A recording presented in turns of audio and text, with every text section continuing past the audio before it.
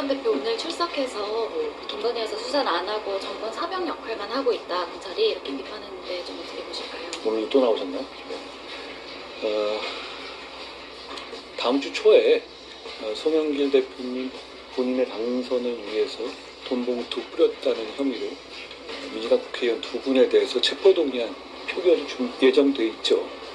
이렇게 수사는 일정에 따라서 진행되고 있는데요. 그러니까 본인이 마음 다급하시더라도 절차에 따라서 수사에 잘 응하시면 될 것 같습니다. 그리고 이제 뭐 헌법상 방어권 이야기를 하면서 뭐 증거인멸로 처벌을 하려면 장관님 먼저 처벌해야 된다, 이런 비판도 있었는데 어떻게 보실까요?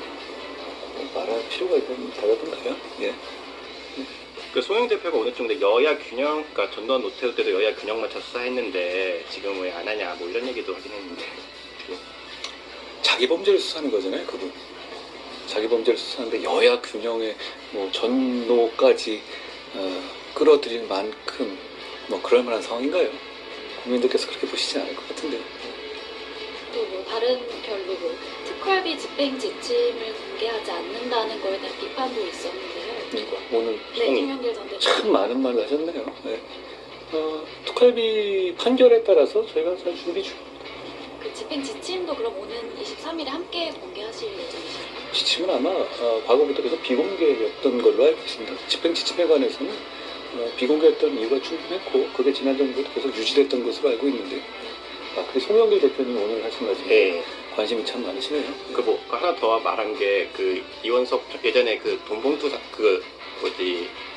이영렬 지검장하고 돈봉투 사건의 예를 들면서 이거와 같은 사건인데 그때도 처벌했어야 하는 거 아니냐라는 말을 또 하셔가지고. 같아 보이십니까? 선거에서 돈 봉투 돌리는 거하고 이게 같아 보이시나요?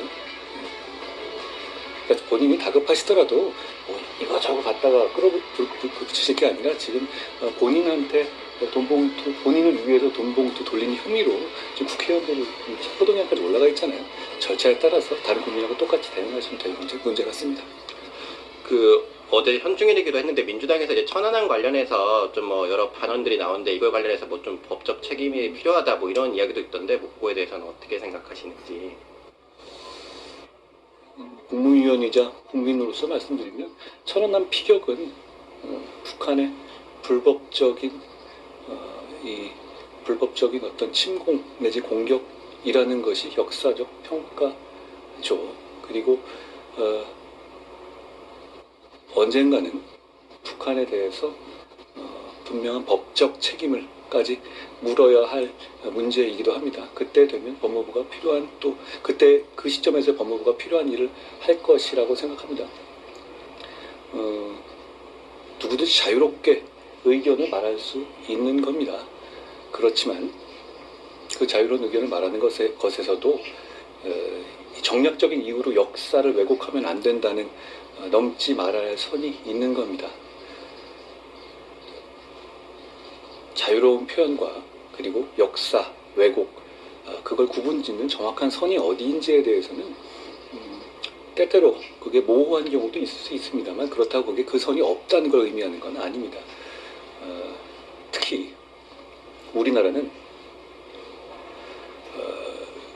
5.18 민주화 운동에 대해서 왜곡하거나 폄훼하는 것을 형사 처벌하는 실정법까지 운용되는 나라이고, 많은 논란이 있었지만 그 법을 지금 민주당이 주도해서 통과시키지 않았습니까? 바로 그 민주당이 천안함의 피격을 자폭이라고 한다든가, 천신만고 끝에 동료들과 생환한 천안함 함장에 대해서 동료들을 죽이고 왔다라는가, 이런 식의 지독한 역사 왜곡과 폄훼를 하는 것에 대해서 국민들께서 어떻게 보실지 걱정스럽습니다. 그게 좀 천안함도 그럼 5.18 그 비슷하게 그런 식의 처벌법이 필요하다거나 아니면 뭐 사자명예훼손으로 좀 이 사람들이 처벌이 돼야 뭐 그렇게 보는 건 어떻게? 그렇게까지 제가 지금 단계에서 질문받는다는 말씀드릴 문제는 아니고, 제 말씀은 명백한 역사 왜곡과 폄훼를 공당히 해서는 안 된다는 걸 말씀드린 겁니다. 좀 최근에 이제 이해찬 전 대표도 뭐 김성태한테 뭐 돈을 뭐 받고 스폰을 받았다 이런 지금 계속 검찰 뭐 얘기도 나오고 하는데 좀 뭐 민주당 전체적으로 더 수사가 확대되는 거 아니냐.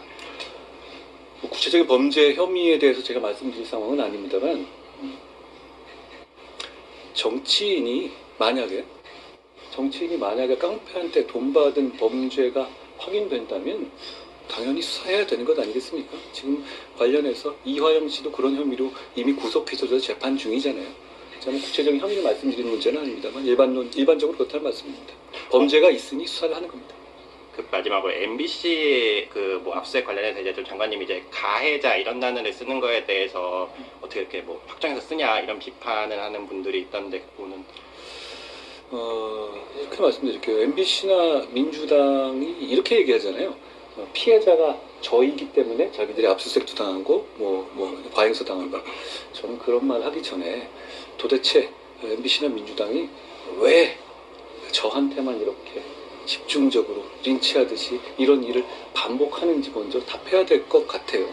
매번 또 실패하잖아요, 게다가. 고맙습니다.